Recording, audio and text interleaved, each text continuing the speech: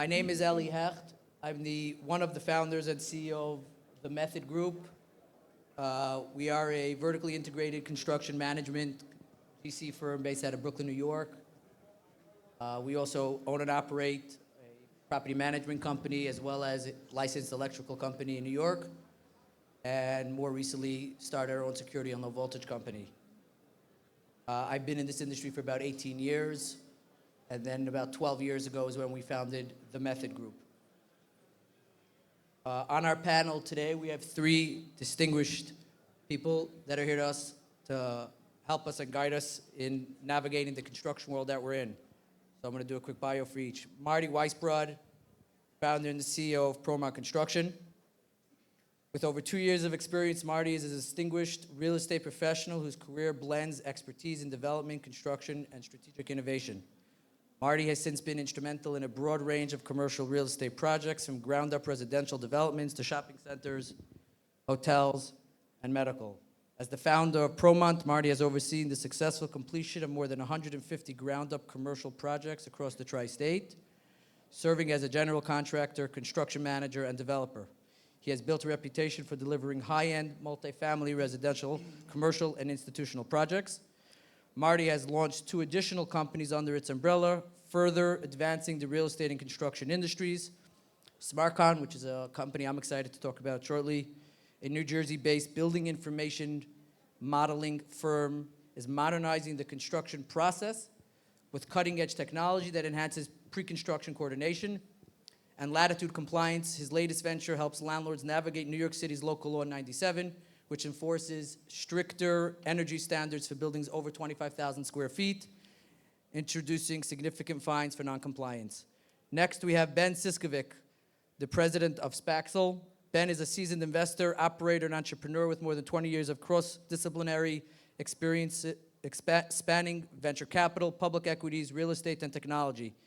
He is currently a partner and president at Spaxel, a vertically integrated real estate investment, development, and operating platform he helped launch in 2020. He has helped scale the business to nearly 200 professionals across acquisitions, development, construction, and property management. He has also led Spaxel's initiative in technology adoption and digital transformation, positioning the firm as one of the most forward-thinking and operationally efficient platforms in the multifamily sector. And I could attest to that, which we'll talk about soon, because I do use some of Ben's services, so thank you for that, Ben. In addition, Ben co-founded Liga Steel, a U.S. and European-based light-gauge steel fabrication business serving both Spaxel and third-party developers, as well as Odyssey Staffing, an offshore staffing firm focused on providing turnkey offshore staffing solutions to the real estate industry. And then we have Mark Moseson, Landmark Consulting. As an owner's representative, Mark leads multi-million-dollar projects from conception to completion, with over 15 years of overseeing large-scale developments in New York City. It has given him unique range and expertise in executing the entire project process, having been trusted by some of the biggest names in New York City real estate. Mark's skill set includes site identification, feasibility, zoning analysis, sales and marketing, budgeting, contract negotiations, cost optimization, access agreements, institutional arrangements for financing, managing RFP processes, and the list goes on and on and on. He seems to have a lot of knowledge in this industry. Mark is also an expert strategist, planner, team leader, negotiator, and business driver with expertise in organizational leadership and project management. So thanks for the three of you for joining us here today. There's two pieces of personal advice I'd say have driven my success personally in business. One is, which is the reason why I'm here today, is always listen to your wife or your spouse, because it's only because of her that I'm here today doing this. And the second thing I wanted to show everybody is, especially in our industries, which there can be a lot of stress when it comes to everything that you deal with. As a Lubavitcher, I have this sitting on my desk, and this was a present that somebody gave me. It said, with blessings, Menachem Schneerson, don't worry too much about business. If you have more bitachon, you'll have more parnasa. So I think that's very important in general, in life and in business. You could do all the right things. At the end of the day, it's up to the Eibishter. It's up to God to give you what you're destined to have. And sometimes we forget that, and sometimes the stress overtakes us. Don't let it, because at the end of the day, it's all going to work out. With that being said, let's start. coordination and planning, I think, Marty, we could start this question with you. How do you approach coordination between architects, engineers, subcontractors, and the clients to keep projects running smoothly? So there's a very good picture online that shows the difference between what the vision of the architect was, what the will of the client was, what the contractor wanted to build, and what the building looks like at the end. And obviously, one doesn't compare to the next. So we started a business called SmartCom, which is building information modeling. We use 3D technologies that encompasses multiple different platforms. That's all based on a Revit model, but it's all different kinds of programs that come together to essentially take the building when it's designed and create a virtual space with which that building has already been built. And we walk through that building in the virtual world and essentially see where all this building systems are destined to go and where they're showing. So where we found the biggest success in that is success from a logistical standpoint, not from a commercial standpoint, has been that you often find that contractors create they create their own shop drawings, and the shop drawings are created in a bubble. They're not created within anything that represents what the building is supposed to look like. They create shop drawings in the most economical and efficient way that works for them, with the fittings that they want to use and the lines that they want to run, whatever makes the most sense for them. And the shop drawings are supposed to get reviewed by the mechanical engineers, but if there are any mechanical engineers in the room, I ask for your forgiveness in advance. Most of them don't actually do it. They stamp it, they'll check it for whatever codes need to be there, but they don't actually look for the direction and which way they're running their lines. And what ends up happening is that you have a sprinkler guy that ran his lines, and then the mechanical guy comes to run his ducts, and now they're all intersecting with each other, and usually wins, whoever is the strongest will win that fight. What we do is we run all those systems in the virtual world. The most recent example was we were hired by a contractor that was required to build a 2,500 terminal, which means desks, terminals for New York City. One of their agencies, I believe it was the 3-in-1 agency, they were moving into a new space, 250,000 square foot space, and they had 2,500 terminals there. The city had wanted all their low voltage wires cataloged digitally so that they can know if something goes down, where it went down and how to fix it so it doesn't shut down the entire system. And subsequently, we got hired by the rest of the subs in the building, and this was a very highly complex type of building with a lot of mechanical systems, a lot of electronics, and a lot of conduits running throughout the space. Baruch Hashem, we delivered that project, I believe, with 0 change orders at the end of the day. So the whole idea behind it is to be able to create everything in a virtual level, which is really coordination the way it was intended to do and the way the old-time contractors used to do, and all they needed was one job to survive. They were able to do this in their office by overlaying plans, physical blueprints one over the next, and seeing where the lines don't cross and fixing those in-house. Unfortunately, today, you can't live off one job. You need many more than one jobs to be able to survive, and we're all very busy people between our phones and our social life and everything else. So most contractors, myself included, don't do this properly in the sense that you're able to deliver a job with 0 change orders. So change orders become a real thing, and change orders is a point of conflict. No matter how justified you are in the change order, it's a point of conflict. It's something you're going to be fighting over. I personally resent conflict, and I would do anything that I can to avoid conflict. So we created this company, and we've seen a lot of success in it on the ground. I recently built a building which was 200 units. It was an 8-story concrete building. My team was able to deliver that building in 9 months, and that was because everybody was able to start on a different end of the building, run their lines, and everybody intersected exactly where they were supposed to intersect. The only thing this system does not fix is stupid. We can't fix stupid. So if somebody has the plans in front of them and they don't follow the plans because they're stupid, we can't fix that. Sorry. Just to get a little more into the BIM technology, there are contractors here and subcontractors here of all different sizes that do all different types of jobs. Is there a specific type of contractor or the minimum size job that somebody would be doing where your technology would fit? That's obviously a cost in it, right? So I specialize in multifamily renovations. So for me, I don't know if necessarily we could afford, unless you tell me otherwise, this type of technology. I would assume that it's more for ground-up projects. So is there a threshold in which you would suggest a customer using it? And Mark, I would add this question also to you. Are you familiar with this, and have you have you offered these types of services to some of your clients and insisted that they use this as well? Thank you, yeah. So I'm a big fan of BIM. I try to sell it to my clients. Not everybody buys into it. Got to try harder. You know, me as an owner's rep, I'm somewhat maybe Marty's best salesman because, you know, I come into projects and I need to avoid these conflicts happening later on. They happen during construction. It's a huge problem for us.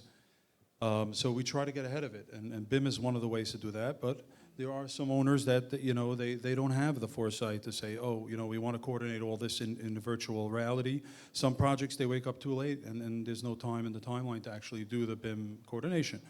But, you know, just touching on your question earlier, you know, I think in general, the natural process is that the teams don't necessarily want to talk to each other. The architect's doing his thing, and the engineer's doing his thing, and the mechanical guy, and the owners, you know.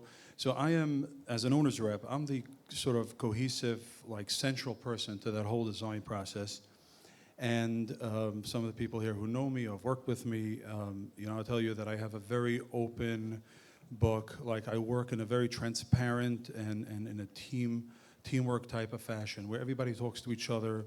We're copied on emails. We don't work in you know, in our own little space. And, you know, so to bring everybody together and do the work cohesively, everybody sees everything. We use software for that. And I think it helps a lot with the process where we get all the design professionals, including the contractor, general contractor, or his staff, talking to each other and working together on a regular basis with meetings and whatnot. It really helps, the team effort really helps the process and ultimately the project. I want to address the question of cost. So yes, BIM is expensive. It requires a lot of human labor and knowledge to be able to pull it off. And while most of the BIM, the majority of the BIM in the United States is actually done in third world countries, we found that work is total garbage. And the reason for it is because the people that are doing the BIM are the same people that are designing the buildings. They come from backgrounds that are engineering backgrounds and architectural backgrounds, so they're looking at the space in a 2D fashion.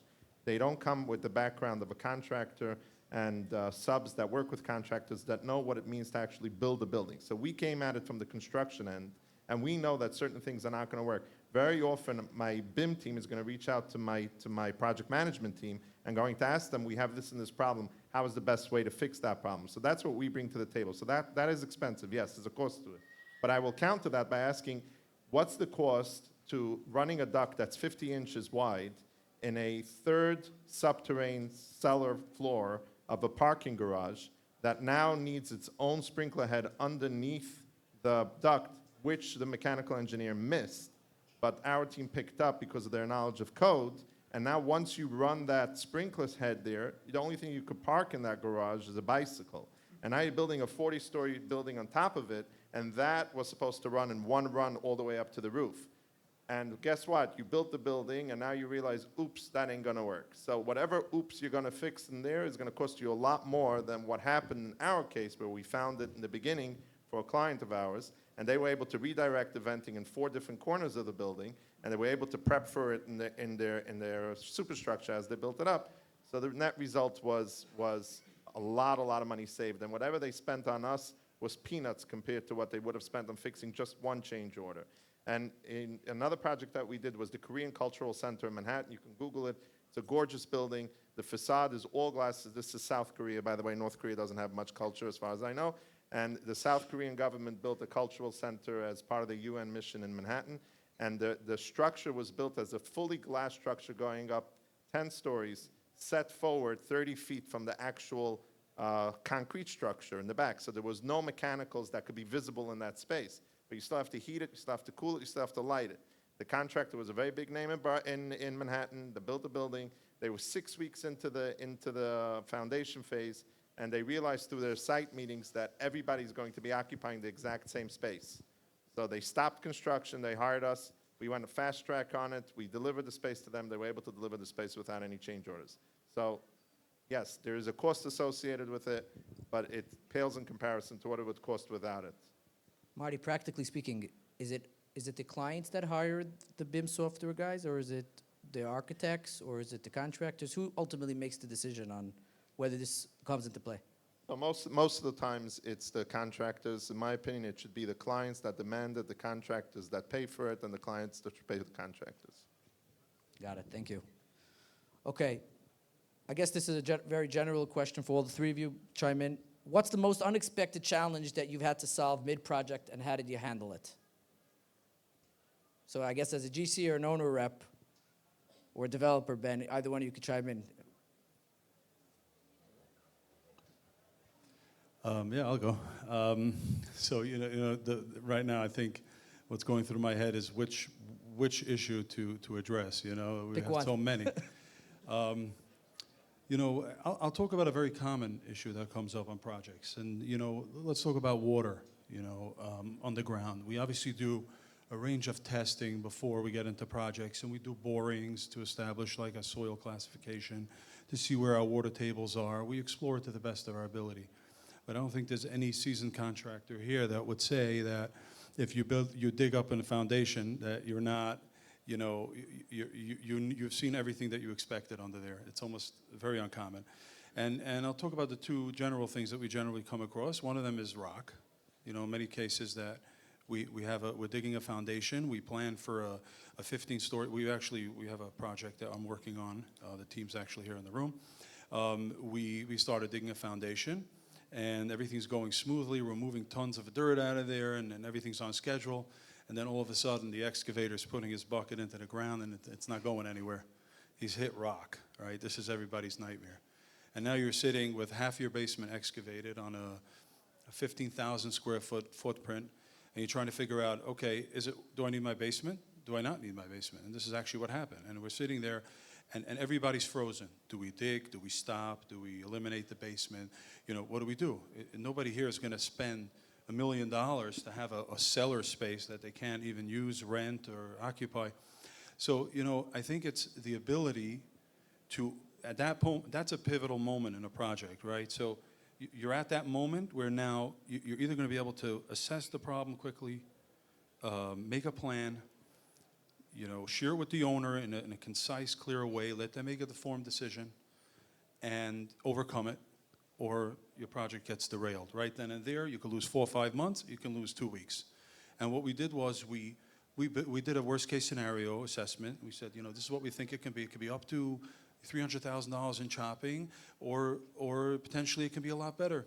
So we went out and we got the biggest hammer that exists. We go big or we go home. So we took the biggest hammer they have, and we beat this rock up, and we overcame it. We got it out. It went a lot better than expected, and it cost $50,000, $100,000. We got the rock out. He got his basement. Everybody was happy. But I think the critical point is that if you have the right team in place that has the experience, that knows how to deal with such things when they come up. Nobody here, no experienced construction manager is going to tell you, I had every single problem, I know how to deal with every scenario. I've had buildings that have been out of plumb. I've had surveys that have been off, and steel that have been, every project has its own new surprise. And I think it's not so much about whether you have the knowledge and experience, as whether you have the maturity and the experience to actually know how to deal with that particular problem. Take it apart, analyze it, and continue going. And communicate. Of course, communicate that, but just keep going forward, not to fall into that pit or go backwards, God forbid. So on that note, keeping teams motivated. Obviously, in the construction world, there's a lot that could happen, as we're talking about. So getting your subcontractors, getting your managers, getting your site people to stay motivated on jobs. Ben, I guess I want to gear this question to you a little bit, because you have a very large staffing company. What are some of the strategies that you use to keep your staff motivated, either when there's a sensitive time constraint or just things are not going the way that they need to? Could you give us some tips on how you think motivation takes a key play? Sure. I mean, I don't think there's anything specific to construction or construction management. I think these are more general management concepts, but for us, it's all about creating a sense of ownership of the work, ownership of the work product. I think we have this refrain in our company that, employers, we want our employees to have an ownership mindset. We want our owners to also put themselves in the shoes of employees. But I think feeling that sense of ownership and responsibility, no matter what level you are in the company, where you sit, has 100% been the key there. And it's a lot. To sort of expand on that for a second, it's about empowering our team, as that ownership mindset, to not just be doers, not just take an assignment, a task, get it done, and spit it back out. It's to think creatively, strategically, and empowering them to actually do that. Yeah. Okay. How do you handle situations where clients request, Mark, this is a good question for you. How do you handle situations where clients request conflict with project realities like budgeting or a schedule? As an owner's rep, how do you deal with those? So my philosophy is, under promise and over deliver. I think that a lot of people in the industry, they're scared to really share the reality with owners. And owners get very frustrated with that. Everything's given to them piecemeal. They're given expectations. They're constantly disappointed. Whether it's in a budgetary way, like on the costs of a project, everybody seems to, give them the best possible outcome in a budget or the best possible schedule on a project. And, it's nearly impossible to achieve that. It really is, because you need to have that little bit of fluff, that little bit of reality in there, whether it's called your contingency, whether it's just being realistic, like you get 5 bids on a project, don't take the lowest bid and stick it in the budget. Take the second lowest bid. And I think really being very transparent, I've stepped into projects that were severely scrambled, in a very bad state, and everybody was finger pointing and blaming each other, and meanwhile the owner is suffering. He's going nowhere, his project's on hold, he's paying interest.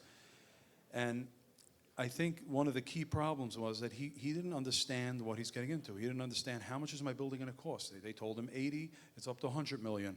They told him, they start buyouts and they tell him something's going to cost $2.5 million, and then 3 weeks into the project, he's buying out, for $500,000 over budget. That this freaks out an owner. It's like, where does this stop? Like, when, what's going on? I have a budget, I have a schedule. Nothing's rooted in reality. So I think number one is to be severely honest. The people that work with me know that I'm brutally honest. I give it to them, the way it is. And I try to under-promise and over-deliver, and it leaves a little room for success. It allows you to be a little faster than you projected. It allows you to be a little cheaper than you projected. So that's my Marty, input anything on to that add? one. Yeah. Yeah, I'll follow up on that. There's a story of one of the first astronauts to sit on a rocket going into space. One of the reporters interviewed him when he came back, and he asked him, what were you thinking as the engines were coming to life and you were about to be shot out into space? He says, what I was thinking that I'm sitting on top of a rocket with millions of pounds of fuel in it that was built by the company that came in the cheapest. So that's what he was thinking at the time. So yeah, to second that, the lowest bidder is not necessarily the one that you want to go with. Did he survive? Yeah, he survived. But yeah, sometimes it's successful, but the point is still there. In any which case, as far as the budgeting, my team knows that we budget for reality. We don't budget to win a job, and unfortunately, we lose a lot of jobs because of that. We try to include any potential contingency that makes sense in the budget itself. So yes, we know that the plans show one thing, but if we know historically that every time that we did one thing, it resulted in a certain outcome, we're not going to assume that the outcome is not going to happen this time around as well. So we assume that it will, and we put it in our budget, and that way the owner knows what it's really going to cost and not what some guy's telling him that it's going to cost. We don't believe in participating in the race to the bottom to be able to get a job. We think that that's a bad outcome, and even if you're going to get that first job from that client, if you're going to come in 20% of a budget, you're never going to get another job from them. So we believe in trying to sustain clients for as long as possible and getting repeat business from those clients rather than trying to attract the one-offs that we're going to end up losing. And that one-off has a lot of friends who's going to tell them that, I did a job with this guy, and he delivered the project 20% above. Guess what? You're not going to get the other guy's job either. So you have to be realistic. Let's talk about software for a moment. So I started using a project management software called Builder Trend. There are a lot out there, Procore, Builder Trend, Sage, and a lot of others. And I found that in the last 3 or 4 years, it's helped me scale my business where I can't be everywhere at the same time. And when you're scaling a business, you need to be able to adapt and be able to keep that quality control on your jobs. How has technology over the years evolved and allowed us to grow our businesses while still maintaining that level of quality? And the second part of the question is, when it comes to things like AI, right? That's a big thing today. I don't know much about it. I personally don't use it. People in my office do. But when it comes to software and technology, how is that evolving in this industry specifically, and how has that allowed you guys to grow and adapt to all the ever-changing environment that we're in? I'll comment on this a little bit because I come from a tech background. So we use a whole bunch of technology at my firm Spaxel. I spent most of my career in technology. My partner spent most of his career in tech also. There's real estate specific stuff, that you guys probably all know. Procore, we use Yardi in our property management business. We use something called OpenSea, I think, or it's OpenSpace, in our construction business, things like that. A lot of the best technologies we use have nothing to do with real estate. They're general purpose technologies that any company should be using, and if you use them intelligently, you're going to be more efficient in how you operate. So our tech stack, if you will, really consists of Google Apps, Slack, Zoom. We used to use something called Airtable, which is what I would call a no-code database. So it's like a very, very powerful Excel table that you can use to build your own project management infrastructure, however you want. So anyway, I think the macro point is there are really good and important industry-specific things. I think Procore and Yardi are great examples of that. But really, you don't need to look too hard. I think there's the obvious big players that power almost every innovative, interesting company today. It's such low-hanging fruit to deploy these things. You just have to do it. And it makes a huge difference. And then maybe one more point on that is that it's not just about deploying technology. It's easy to implement a piece of tech, sign up for it, pay for it. Where it gets hard is using it. So the key is to create a culture around adoption of technology, and that generally starts at the top. If the principals of the firm live in these technologies, then the entire firm is going to live in those technologies, because that's where the discussion is happening. That's where the information lives. That's where the interactions are occurring. So technology is great, but culture around adoption and usage of the technology and appropriate and smart usage of the technology is maybe equally as important. I think that as far as an industry is concerned, construction is probably the most archaic industry still there. It's an old world industry.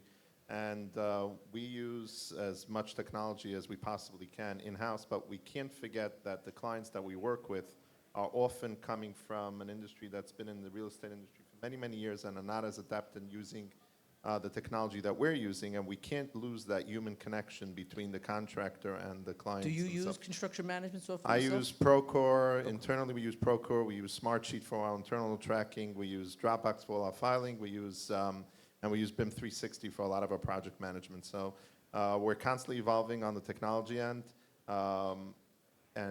Yes, implementation and the culture is the difficult part. But I think I saw a study out there that, for example, BIM as an actual tool has only 17% actual usage in the United States of America, compared to over 90% penetration rate in Asia and in Middle Eastern countries. So when you go, because Dubai, for example, right, was built. If you ever went to Dubai, it's a beautiful city. And it was built relatively over the past, 10 years, 15 years, and they built skyscrapers that you can't even imagine in your wildest dream. Strictly works of art from an architectural standpoint, and an unbelievable feat to accomplish based on the environment that they're working in and the type of, for example, I don't know if people know this, but the Burj Khalifa Tower, which is the tallest building in the world right now in Dubai, doesn't have any waste processing abilities. They can't actually get rid of their waste. There's no there was no ability for it to get rid of the waste. So they have a very, you can Google it, they have a very interesting way in how they get rid of it.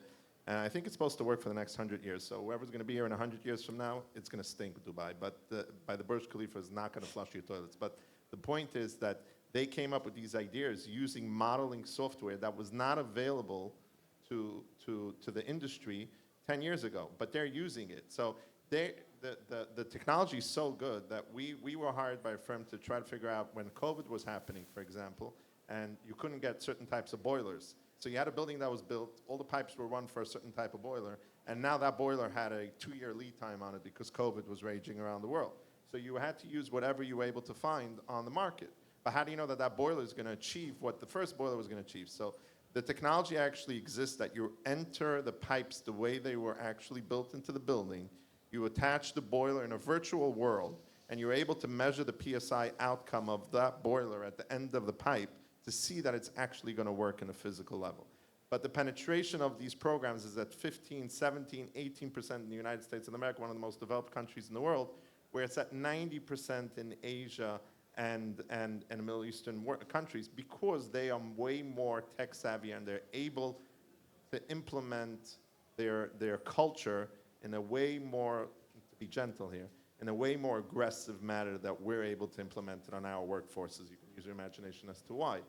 But that's, I believe, the reason why their penetration is way better than ours. Dan, go ahead. Yeah, I think there's one more reason for that, and that's because BIM, which is an incredible type of technology that should be used by everybody in this room if you're doing any sort of building, it costs a lot to implement, as we talked about before, right? It's a technical skill. The people who are able to manipulate the BIM models are highly technical people, and employing the labor necessary to deploy that technology and actually implement it is very expensive here.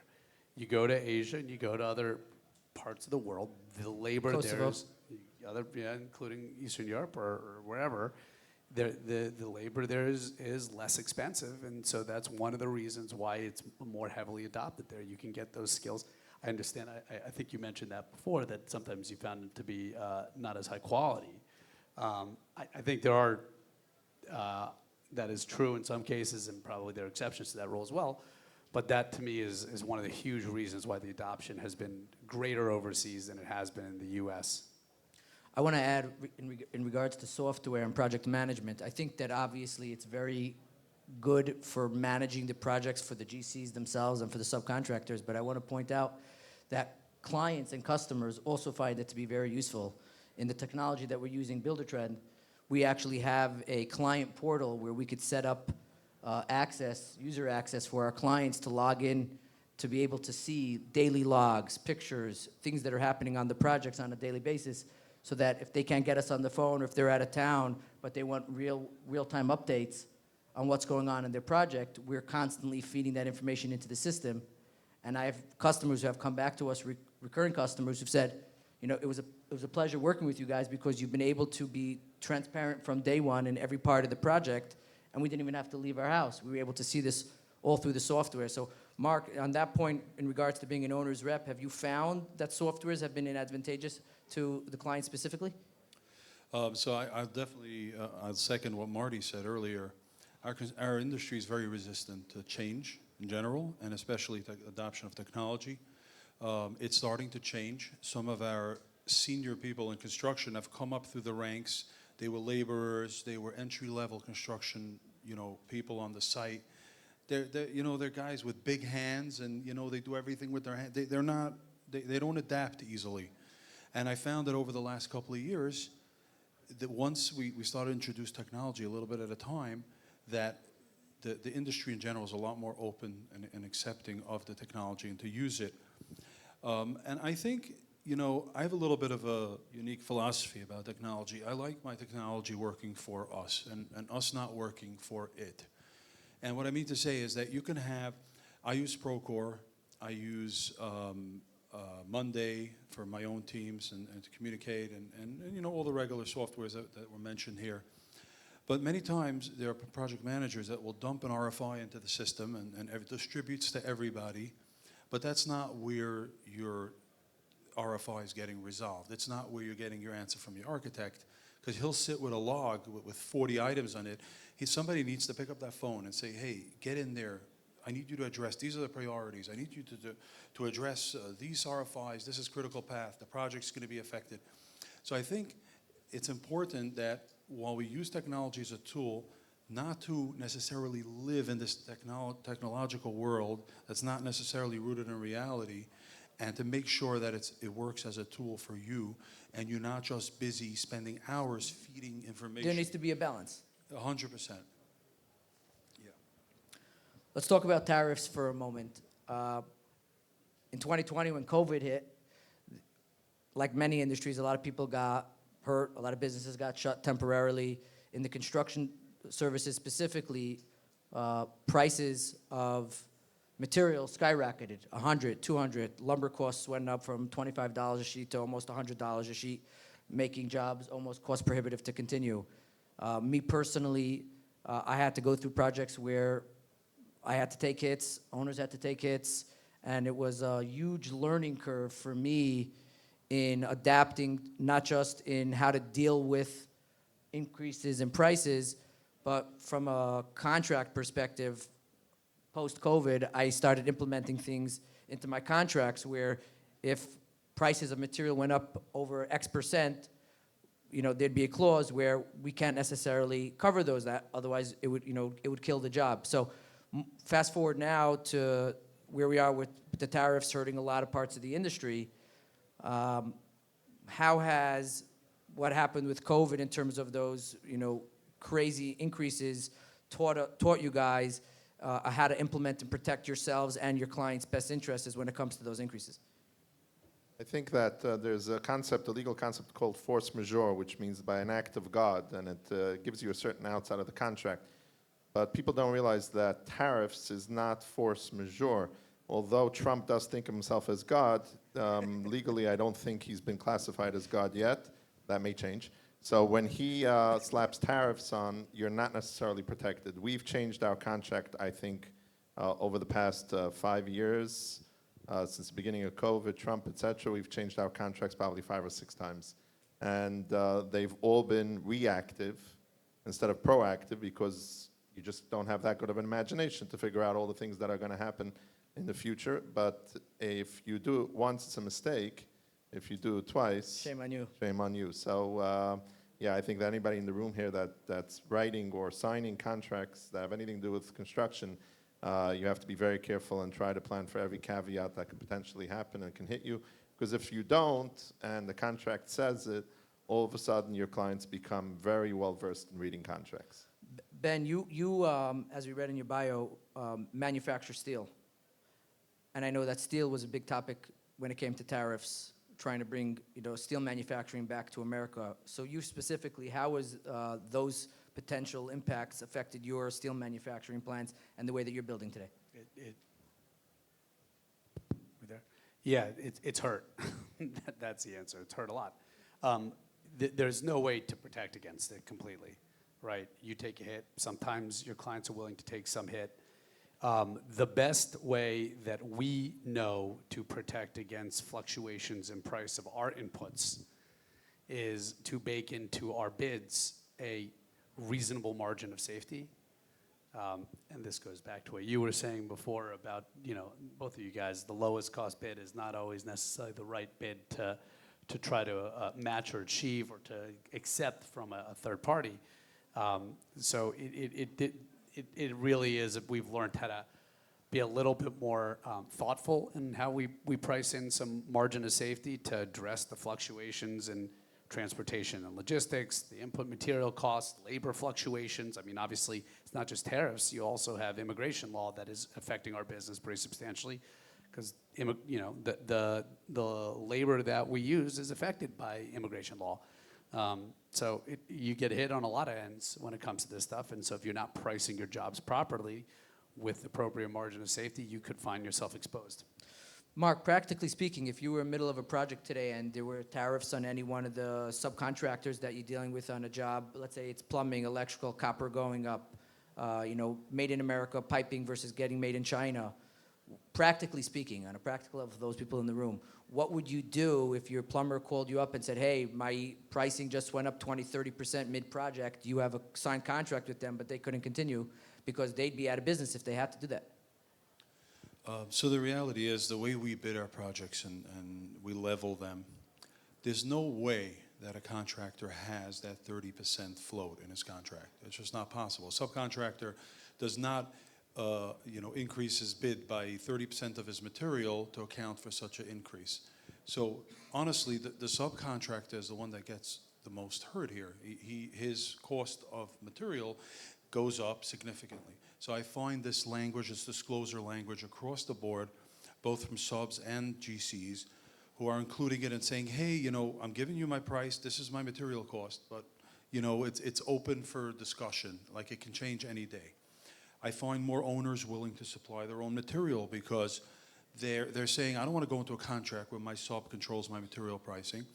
It goes both ways. If tariffs are lowered, right, they're very sporadic. They happen. We wake up in the morning, Trump wakes up on the wrong side of the bed, steel goes up, wood goes up. What does it look like? Immediately I'm affected. My projects can't get wood deliveries because the local supplier doesn't know how to price. He's like, I don't know what my 2x4 is worth today, because it may go up, it may not, it may come down. So it's very volatile, it adds a lot of uncertainty, and it does affect us. Unlike the way they say they paint tariffs, like, oh yeah, some other country somewhere pays for it, somebody else pays for it. I strongly disagree with that. We pay for it, the customers pay for it, even the subcontracts, everybody takes a beating from these tariffs. It's really difficult on the industry. And I think, Would you suggest to clients today that haven't yet started to build to hold off because of the uncertainty and volatility in the market? Or do you think it's inevitable that it's going to happen and it's just a matter of how much and how you protect yourself? It's a good question. We don't run a hedge fund, right? We're construction guys. We don't hedge on and buy up lumber when it's low and stock it in the backyard. It's not the kind of things we do, because you stand to lose a lot of money. But we definitely deal with we deal with it as a fluid situation. It's honestly very, very But challenging. would you suggest them to not build today in this current environment right now? No, because of that reason, because we don't hedge, right? We have to build our building. We need to stay ahead And of also, schedule. we would be sitting on panels all day, not doing anything else. Yeah, So exactly. we need to make a living. Yeah. A construction project is an intricate machine. The second it's started up, it's switched on, it starts to cost you a lot of money, from general conditions to project management staff. Until that project gets a CO and is occupied, that thing is burning a hole in everybody's pocket. It's this terrifying thing that needs to be managed. So I say, once the machine starts, nothing gets in its way. You make sure it keeps going. If the lumber costs this much today, it costs this much, it costs that much tomorrow. We just keep going. Ben, anything to add? I have seen those certain line items where clients were successful in pre-buying, where the client will hire let's say an HVAC sub, and will pay him for his time and material. As far as the ducts are concerned and any other refrigeration lines and all that, but they'll go out to market and buy all the mechanical equipment themselves, and they're able to achieve significant discounts by a bulk purchase, and they'll just buy it in advance and either pay the storage fee to be stored, or they'll store it themselves. I have seen certain clients be very successful in that. I think it's a dual-edged sword. We do that, and it does save us money in theory.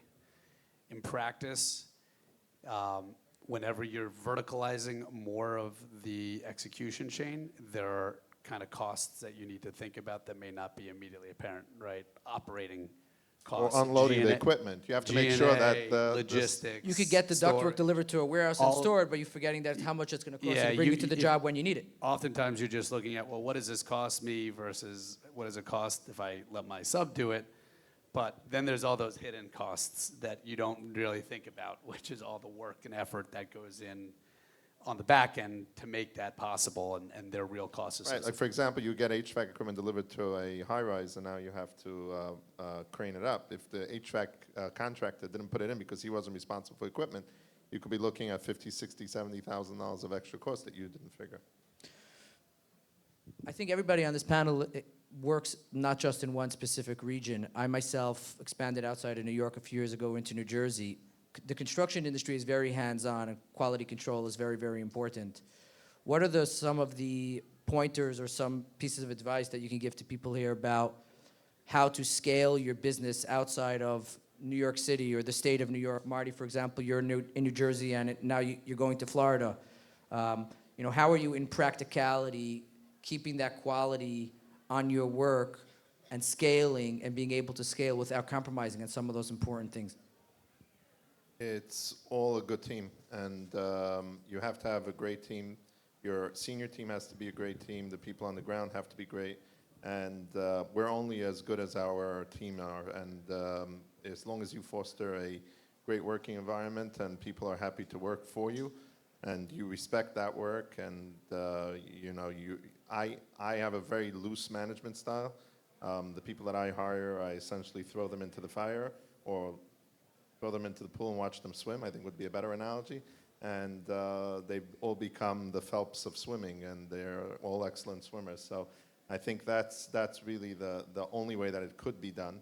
And we've done it successfully in New York and New Jersey. We are moving into Florida now, where I've hired locally already, and we have a staff working there. So, where we anticipate that our senior leadership is constantly going to visit Florida until it gets onto its own legs, but that's essentially how you do it. So everybody and every business wants to scale. That's like the holy grail. That's what we're all trying to achieve. Our business has been built to operate at scale. My partner built a large general contracting business that he sold to WeWork in the very, very early days of WeWork, and then went there and became the chief real estate development officer of WeWork, where he literally built every WeWork across the globe. Billions and billions of dollars of capital spend, millions of square footage of space built.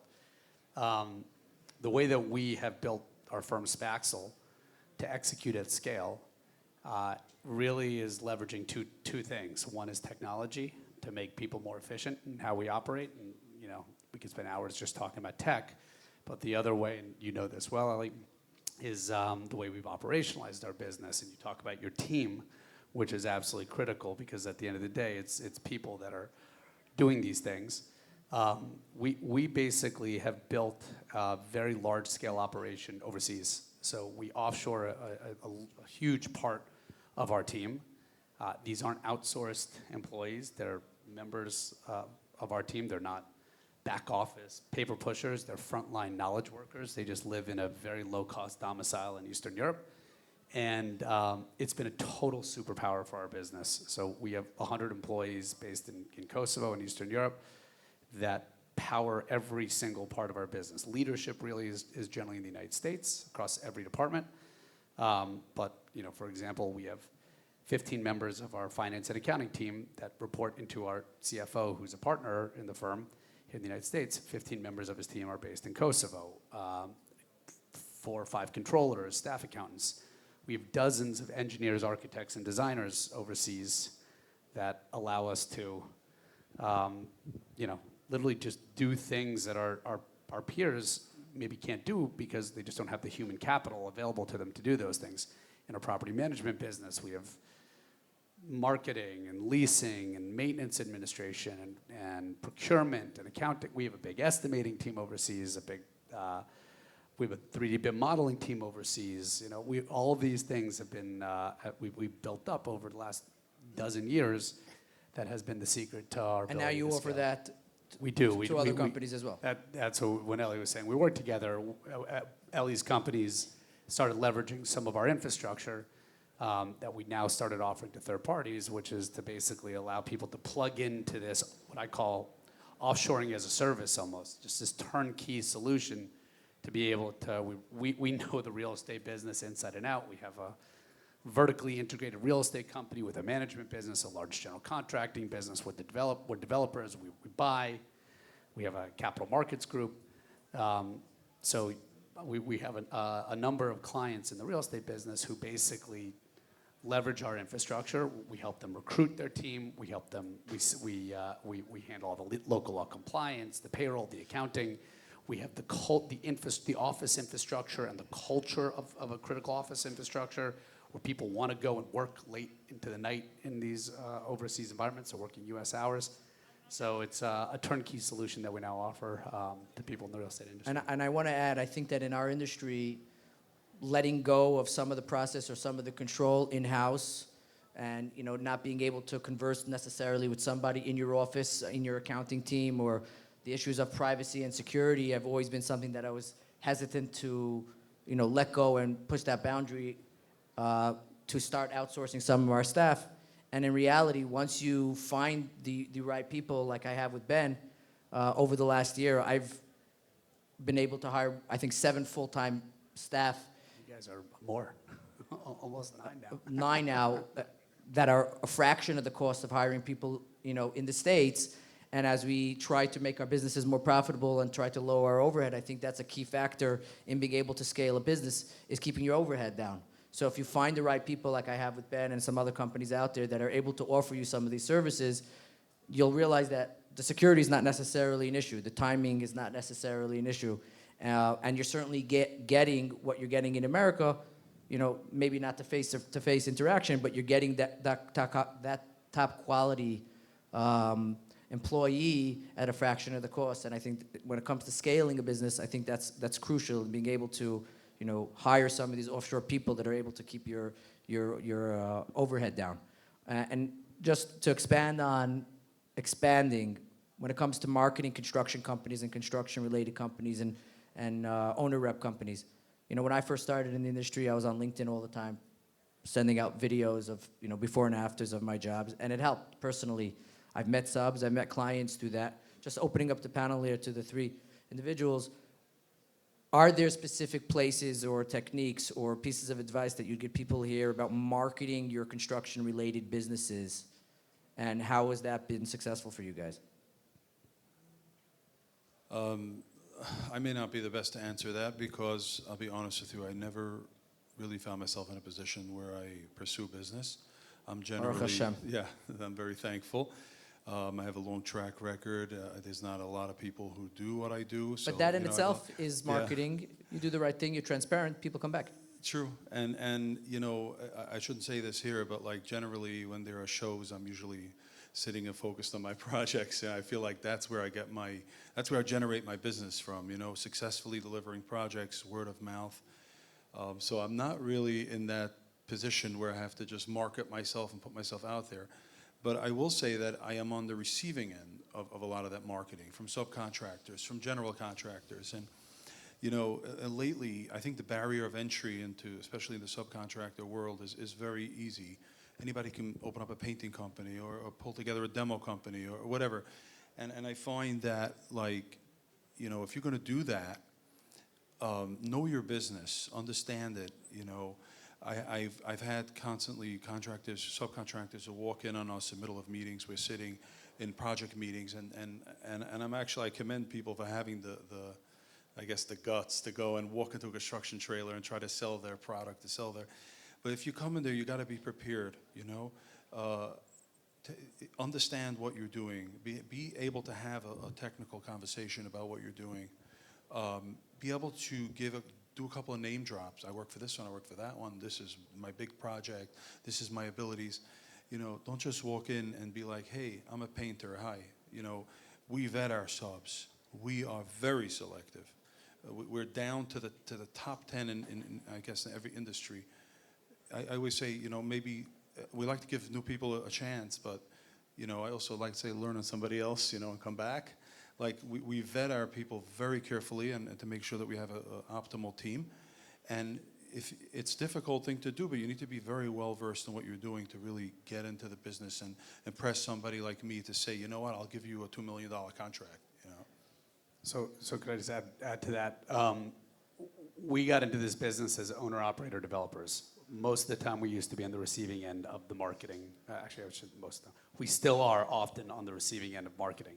That said, we built 2 businesses now that are targeting as a third-party provider. We have a steel panelization and fabrication business, and we have this third-party sort of offshoring as a service business for the real estate industry. And by far and away, the best marketing channel for us has been LinkedIn. There's no question about it.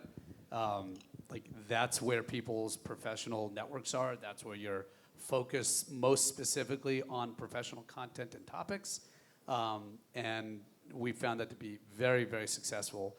In fact, we use two of our marketing department, if you will, is based in Kosovo overseas, and we have an incredible designer and a head of marketing, and they produce all this content for very cost-efficient numbers, but they publish it on LinkedIn, and that's where we're finding a lot of success. I found LinkedIn to be a very good medium. I'm not a very big marketing guy, but I try to put on like raw stuff and. I watch it. It's pretty good. Yeah, I think if you stay original and real, I think you attract more attention than hiring people to do your marketing. I did hire a company to do my marketing on LinkedIn for about a month or two, and everything just tanked after that. So I went back to doing it myself. I think that if you stay real and you keep the content fresh and you don't oversaturate the content, I think it can be successful. And I would add that I never liked trade shows, never went to trade shows, and I exhibited in a trade show for the past 3 years. And the first year was not successful. The second year, I met a client there that I was pursuing for a while, and he met me at the show, and we signed up a very large project, one of the BIM clients, and we signed up a very large project by the trade show. So there's definitely exposure, and people knowing that you're in the business is extremely important. And I am not ashamed to say that I pursue business on a daily basis. I will chase down business as much as I can, because I think that what COVID has taught us, and what tariffs and the economy going up and down has taught you, is that no one is guaranteed to constantly have business. There's a tremendous amount of competition that comes up. Every new person coming out of school or out of college that goes to work becomes a contractor, and they all deliver things at cheaper prices than you. But I will add one very important caveat: there is no shortcut to experience. And I don't think you would go to a doctor on his first day after graduating medical school, and I don't think you should go to a general contractor on his first day out of school. So we're going to open up to the audience in just a minute, but before I do, I just want to ask one last question to each of you, and I'm going to ask the question and answer it for myself first, and then we'll give it to you guys to answer as well. The question is, what is the best piece of advice that you can give to somebody just starting out in our industry today? So I'm going to be the first to say that never be afraid to fail.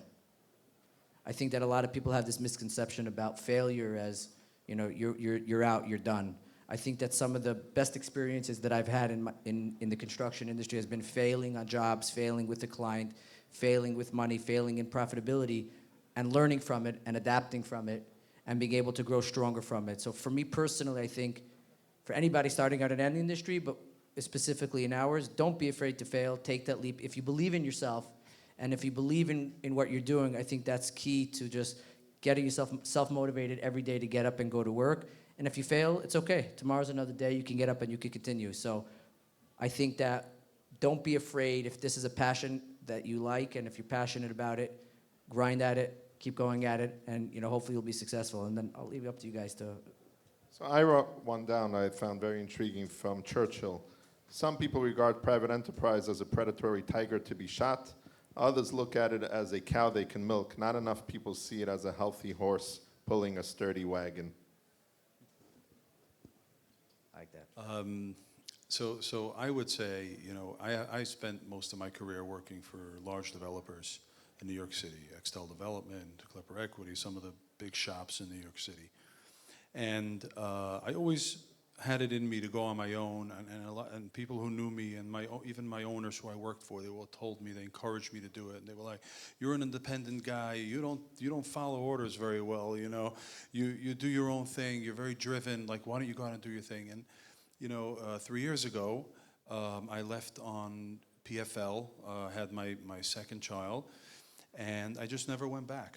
I left, and I called them. I said, "Hey guys, I'm done." And I went out and put myself out there, and it takes 6 months. It's a little scary, and I did this late in my career when I have a large overhead. I'm not like a newly married guy with, who his entire budget is 40 grand a year, or So it was frightening, but you know what? I regret that I didn't do it a lot earlier on in my career. And my advice here is like, stop overthinking it. Stop analyzing it. If you have an idea and you think it'll be successful and you think there's a need, or you see other people successful at it, just go for it. Just go out, do it, start it, put it out there, put it on your status, market it, and just start. And you know what? If it doesn't work, it's pretty easy to close it down and start something else. Ben, anything to add? Yeah, I just, in my experience in startups in general, I was a venture capitalist for many years, and I started tech companies and started real estate companies and other. Having something that makes you unique is really, really helpful. Some sort of differentiation that you can articulate, that you can point to, that will inspire somebody to want to work with you versus, the 100 competitors that you're going to have there in the market. So trying to identify what that is and being able to communicate what that is, I think is a very helpful component of successfully starting something. Thank you very much. Do you have any questions from the audience?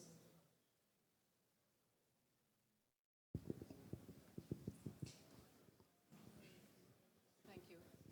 Yeah. Hi, my question is to Ben. I'm really so envious of people who can produce overseas and reduce their overhead and make the bottom line so much more impressive. But do you find that in the creative field, is it as helpful as in the technological areas? Because as interior designers who are doing large projects, I found that communication with people overseas, and I've tried it, is just so difficult, and we were just not understanding each other properly, and we had to revise and revise over and over again. It just wasn't going well. What's your advice? Yeah, so I think you're actually hitting the nail on the head in a lot of ways, but maybe not in the way you think. So talent overseas, cutting out, I can't tell if this. Talent overseas, in most places, or in many places, is just as strong, if not stronger, than talent here in the United States, okay? Intellectually, creatively, and otherwise. Oftentimes, where the friction gets introduced is in the communication. And in our experience, having done this at our company for a dozen years, the key is actually, it's about culture more than anything else to facilitate that communication. Having the right cultural disposition. So in our firm, our conference room, and I've told these guys, our conference room is a Zoom chat. It's a Zoom video chat, if you will, right? And we do that because I don't want to get on a phone call with them, a conference call. I want to see the person face to face. I want to be able to share our screen. I want to collaborate in real time, just like I would be able to do with somebody who's sitting next to me in my office. Exactly the same. That's a cultural thing, right? Beyond that, I don't want my team, my offshore team, I don't want to just hand them a task and them to come back to me with a deliverable. I want them fully integrated into the total information flow of my business, of my project. Because if I just hand them a task and ask them to come back to me with an output, they're not going to think creatively. They're not going to think strategically. They'll just do the task and give it back to me. Culturally, it's integrating him completely and holistically like you would somebody in your office. That allows you to get so much more out of that relationship, out of that interaction, and empowers them to, again, think creatively and strategically and really, really be a superpower for you. So really, I think when it comes to communication, it's about creating the culture mostly domestically with your domestic team so that they know how to interact with the offshore team. The offshore team is ready, willing, and able. They're going to do it. It's the domestic team, the U.S. team, that has to fully embrace it and integrate that team into your workflow completely. Thank you. Can I add something to that? My mic's not working, is it? I have a partnership, actually, in a surveying company. And one of the things that we did was start to outsource some of the drafting. And what happened was that while you always have the monetary benefit, and I understand the challenges with the management, I've been there, and yes, it requires a lot of domestic oversight, but you know what, it gave us an added ability to leverage the time change, right, to let's say India, where I have my staff there. So you have somebody going out, he's taking a survey during the day, he uploads all that data at 5 o'clock, he goes to sleep, And then our team over there wakes up and starts drafting it. And then the guy who's excavating in the field, the next morning at 8 o'clock, he has a cut sheet waiting for him, you know? So I think there's also an added benefit to that of not just saving the labor, but also leveraging the time difference that allows you to have an extended day for your business where you can do, you know, get certain things done. It gives you an edge, you know? Just wanted to share that.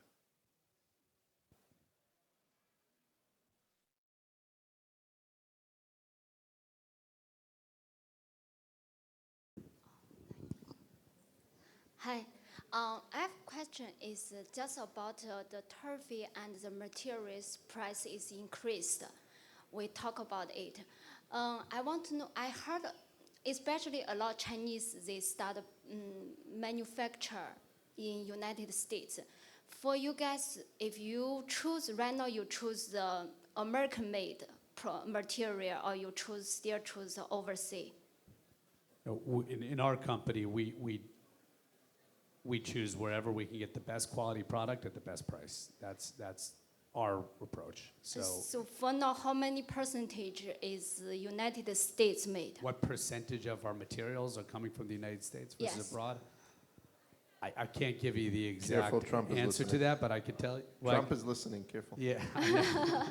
Shut off the camera, please. No, I mean, we buy stone from Europe and Asia. We buy steel from all over Asia and Europe. We buy fixtures and cabinetry from Asia.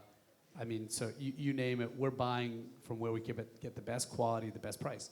Tariffs have hurt that, so it has changed the equation of where you can get the best price for that quality. But that's our consideration. I heard like in Vietnam, all the other countries like Japan, they have the percentage already negotiated. But for China, because America needs something very important from China, so still negotiate. Who knows, maybe 1 year, 2 years, maybe 4 years get done. But as long as I know, right now in China, we know the real estate marketing is fell apart. So I'm based in New York. A lot of Chinese factory, they produce like a cabinet, windows, everything. Before they have a lot of clients in China, but right now developer always bankrupt or go to jail. So a lot of Chinese companies, they want to sell their product in United States. And I was talk with a few, their product is much high quality and cheap price. Let's see a window door. In China, they make it like 600 RMB, actually around $100. But in China, they sell it like 1,500. So I'm not an advertisement for China right now, but I just want to tell you guys, if you want the best product, I think right now a lot of Chinese companies, they're looking for client here. So China still have products, still have competition. You know, it's interesting. I was in China. I used to have a tile company years ago. And I went to China. And when we went to the shows in China, if you said you came from America, no one looked at you. They only looked at you if you came from Russia or if you came from a Middle Eastern country, because that's where the money was. And if you were American, no one wanted to look at you or talk to you. And it's interesting how things have changed over time, where Russia is no longer a client. And now America became a client, as this young lady is saying. And a lot of that has to do with our governmental policies. And I think that ultimately, you know, just one opinion, but ultimately I think it will probably serve us all best in the long term. We just have to survive to get to the long term. Yeah, that's what I'm saying. Chinese product, high quality, lower price, still have competition. And if you guys ready to work with them, I can introduce. Okay, thank you. I want to add to that just a second. You know, the construction industry is a little wary about buying Chinese products, specifically pipe, sheetrock. As you know, each one of these things have involved lawsuits and major exposure. The famous mold sheetrock debacle and failing pipes and elbows. So I think there's a little bit of a trust factor that's missing there with Chinese product. And you know what? Some developers and owners are willing to take that risk and save a little bit of money. but I don't see with them manufacturing here in the U.S. like what's the benefit going to be to that? Like I don't see there to be a monetary benefit. They're using local labor, right? They're not using Chinese labor here in wherever in Middle America. So I don't quite understand how that would work. So I think there's a little bit of trust missing, and I don't see the price benefit being there. That's my opinion. You're not likely going to change my mind.